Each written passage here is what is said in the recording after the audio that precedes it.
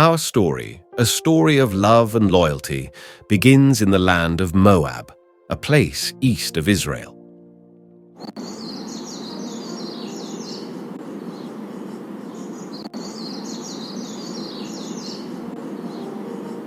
Here lived a man named Elimelech, his wife Naomi, and their two sons, Mahlon and Kilian.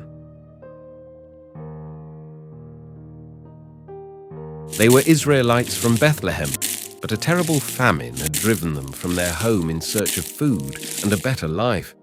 Though they had found shelter in Moab, Naomi always longed for the land of her people. Yet she trusted God and made a home for her family. Then sorrow came.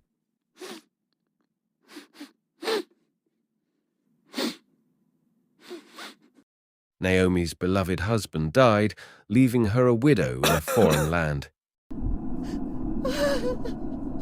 Yet she pressed on for the sake of her sons. Years passed. Naomi's two sons, Mahlon and Kilian, grew into young men. They got married to Moabite women. Mahlon married Ruth.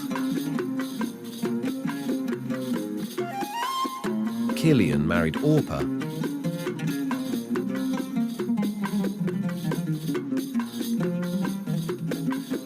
But Naomi longed for Bethlehem. Life seemed hopeful again.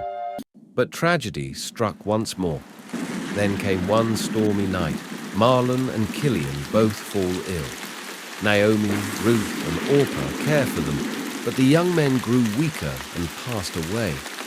Naomi, now completely alone, in deep sorrow. She had lost both of her sons. She had come to Moab full, but now she was empty.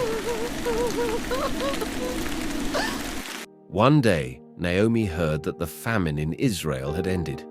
She knew it was time to go home. She told her daughters-in-law, "Go back to your families, my daughters. You are young. You can marry again. May the Lord show you kindness as you have shown me." Orpah wept and reluctantly departed. But Ruth refused to leave. She clung to Naomi and spoke words that would echo through history. "Do not urge me to leave you or turn back from following you. Where you go, I will go. Where you stay, I will stay. Your people will be my people, and your God my God." And so Ruth didn't refuse to stay back. She clung to Naomi.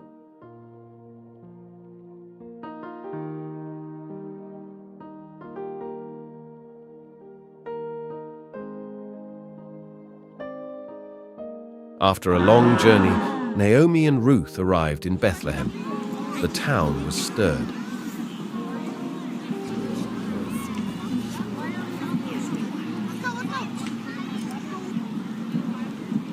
"Is this Naomi?" the women asked.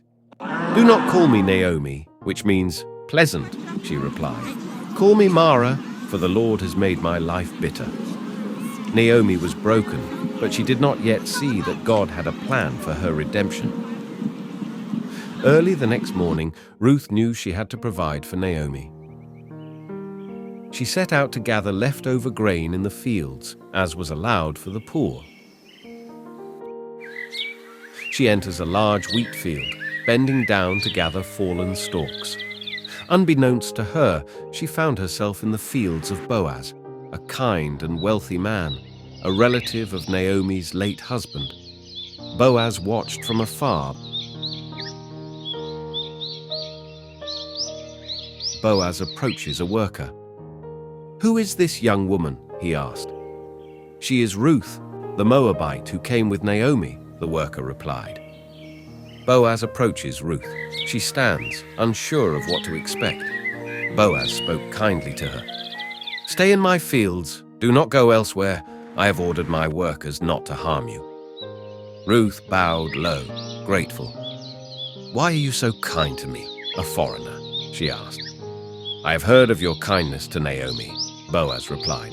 "May the Lord reward you." Ruth got home. She told Naomi about Boaz. When Naomi heard of Boaz's kindness, a spark of hope lighted her eyes. She saw God's hand at work. She gave Ruth an advice. Following Naomi's advice, Ruth humbly approached Boaz at night,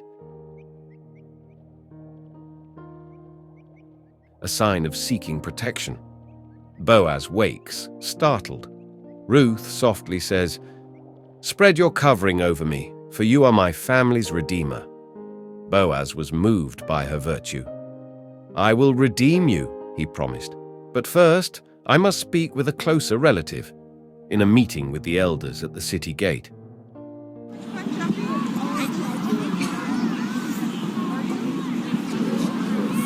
At the city gate, Boaz spoke before the elders.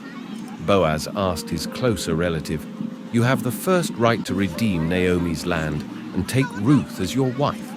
Will you do it?" The man shook his head. "I cannot.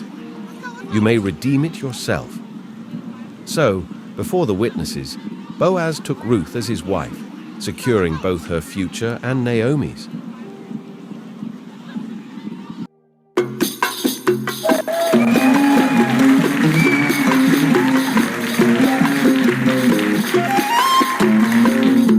The Lord blessed Ruth and Boaz with a son, Obed. This child would become the grandfather of King David, and through his line, Jesus Christ would be born. Ruth's story teaches us a powerful lesson. When we trust in God and remain faithful, He provides in ways we never imagined. No matter where we come from, when we put our trust in Him, He welcomes us into His family. If this story touched your heart, share it with your loved ones so they too can be reminded of God's grace. And if you haven't already, subscribe to our channel, Bible, Faith, and Wisdom, for more inspiring and faith-filled stories. Let's continue growing in faith together. Like, share, and subscribe, and may God bless you abundantly.